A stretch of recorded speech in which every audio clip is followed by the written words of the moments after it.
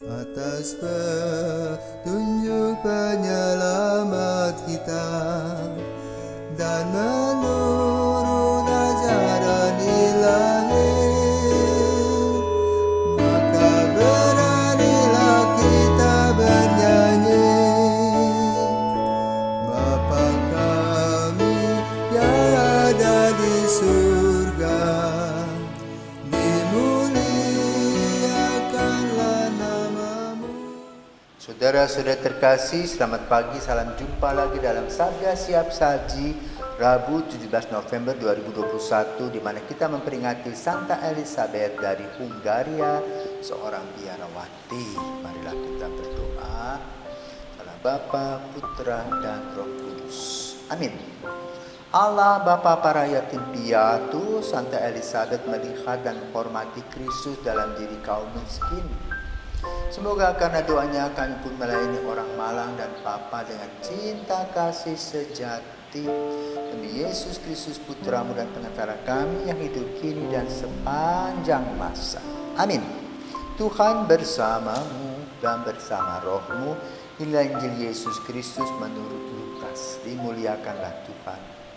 Lukas bab 19 ayat 11 sampai dengan 28.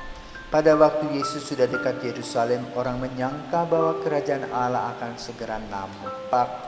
Maka Yesus berkata, ada seorang bangsawan berangkat ke negeri yang jauh untuk dinobatkan menjadi raja. Sesudah itu baru ia akan kembali. Maka ia memanggil 10 orang hambanya dan memberi mereka 10 mina, katanya, pakailah ini untuk berdagang sampai aku kembali.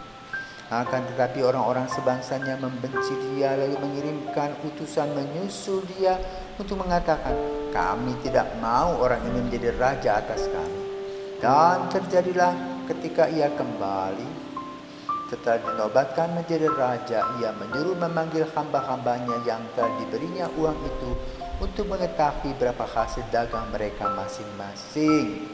Orang yang pertama datang dan berkata, Tuan, mina Tuan satu itu telah menghasilkan 10 mina. Katanya kepada hamba itu, baik sekali perbuatanmu itu, hai hamba yang baik, engkau telah setia dalam perkara kecil, karena itu terimalah kekuasaan atas 10 kota.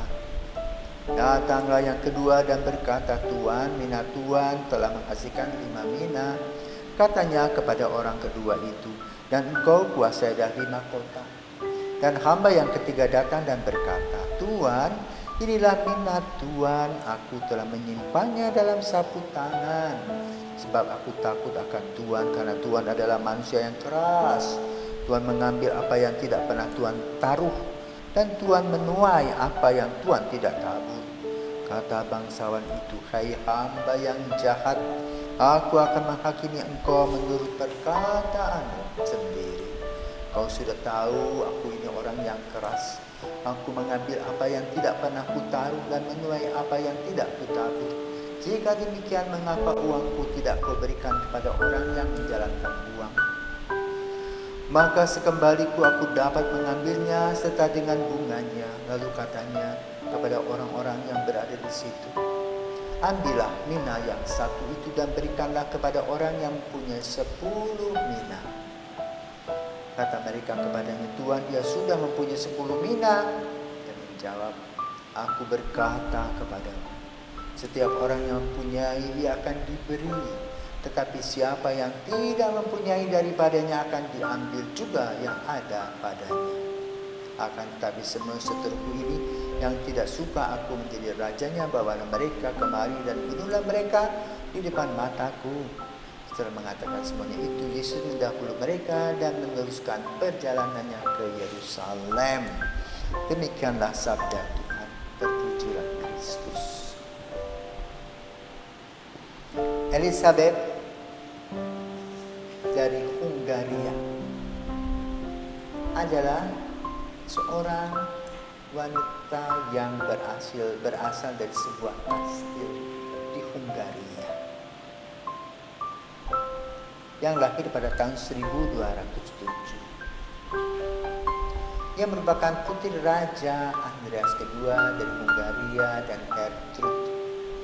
Dan pada usia 4 tahun ia dibawa ke istana Raja Thüringen di Jerman Tengah untuk menjadi calon mempelai bagi pangeran.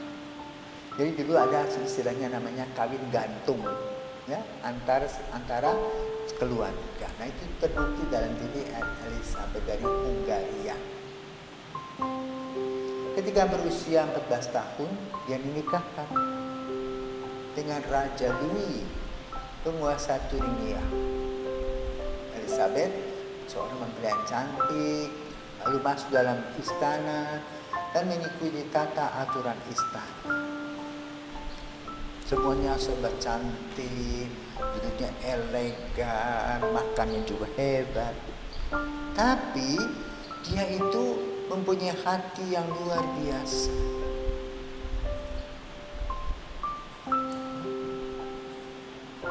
Dia sering mengunjungi orang-orang yang sakit dan mempunyai sensitivitas membantu orang-orang miskin.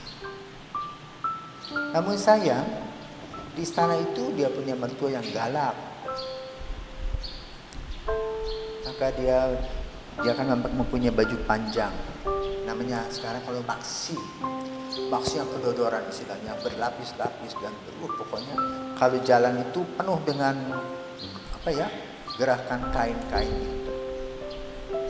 Apa yang dibuat oleh Elizabeth untuk membantu orang miskin? Dia pergi ke dapur mengambil roti-roti untuk dibagikan kepada orang miskin. Tentu bukan 1-2 roti, itu banyak pasti. Sehingga boleh katakan apa yang sudah dimasak oleh bakers itu berkurang untuk kamar makan istana. Dan hampir setiap hari dia buat seperti itu.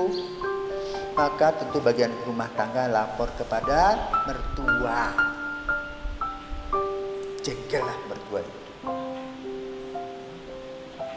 Lalu ketika dia masuk dari ke dapur, dijaga oleh mertua. Nah, lo ketahuan. Keluarkan dari apa yang kau curi itu. Pucat pasti Elizabeth itu. Dia keluarkan. Apa yang terjadi? Ajaib. Yang dia keluarkan itu dari kantongnya itu, roti berubah menjadi bunga-bunga mawar. Hebat. Lalu mertua tidak bisa menangkap dia. Mungkin dia akan dipenjarakan. Tapi ketika suaminya meninggal, dia diusir dan kemudian menjadi biarawati. Ordo ketiga Fransiskan. Dia mempunyai anak. Anaknya diasuh, dimasukkan ke dalamnya mungkin kelompok khusus, ya, karena itu kelompok bangsawan, dibesarkan di sana. Maka Elizabeth terkenal dengan pelayanan, kasih terhadap orang-orang miskin. Karena itu bacaan pada hari ini adalah tentang uang yang ditumbuh kembangkan. Dan Elizabeth sudah menumbuh kembangkan talenta yang Tuhan beri, itu belas kasih. Memberi kepada mereka yang berkekurangan. Walaupun mengandung sebuah risiko, yaitu harus keluar dari istana. Karena lama-lama ya ketahuan juga tidak bisa tinggal diam. Mujizat yang dialami oleh Elizabeth satu kali saja ketika mertuanya mencari tahu apa yang dibuat oleh Elizabeth.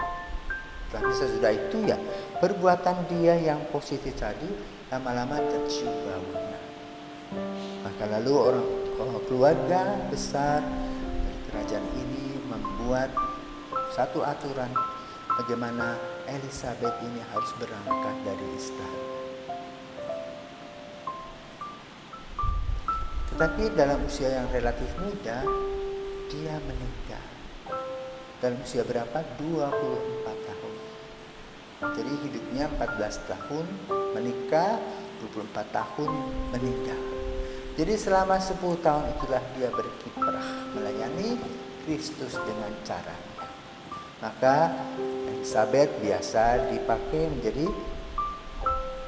tempat pelindung rumah sakit. Seperti misalnya Elizabeth Medan, Santa Elizabeth di Semarang itu mempunyai pelindung Santa Elizabeth dari Hungaria. Apakah kita dalam menghadapi situasi kita, dalam kita berbelas kasih, kita tidak takut risiko? Harus ada risiko. Yang pasti adalah membantu orang tidak membuat kita menjadi miskin. Membantu orang mendapatkan banyak berkat dari Tuhan. Tuhan kalau mau menggunakan kita memberi, dan ada lagi yang memberi. Terus begitu, tidak pernah akan habis. Nah, itulah yang dialami oleh Santa Elizabeth dari Hungaria yang menjadi anggota dari Ordo Ketiga Fransiskan. Semoga semangat Santa Elizabeth hadir dalam kehidupan kita pada zaman milenial ini. Santa Elizabeth dari Hungaria, doakanlah kami. Amin.